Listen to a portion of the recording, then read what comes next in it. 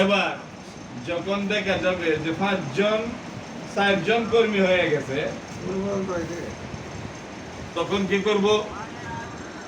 তখন আপনার আমরা এটাকে অবনায়ন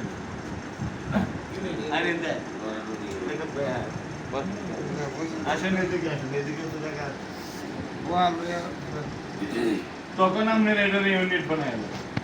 তাহলে এই যে নিয়মতান্ত্রিক পদ্ধতি, এবারে ইউনিট বানাই আনলে পরে মাসে কয়টা বৈঠক হইব? ইউনিট বানাই আনলে কয়টা বৈঠক হইব? প্রথম বৈঠকের নাম কি?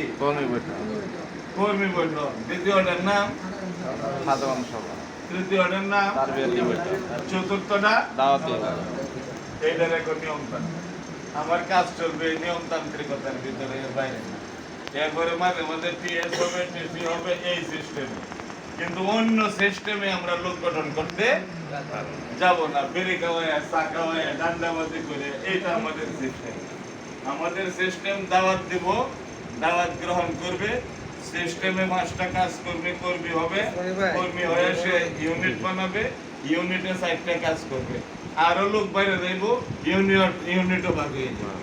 কি বলেন? লোক বাড়বো, ইউনিট ভাগ হইব, আরো বাড়বো, আরো ইউনিট বাড়বো, আরো বাড়বো, ইউনিট বাড়বো। এইভাবে 4টা বৈঠকের ভিতরে চক্র আকারে কি হইতে থাকবে? লোক তৈরি হইতে থাকবে। এটার নাম কি? এটার নাম কি? নিয়মতান্ত্রিক।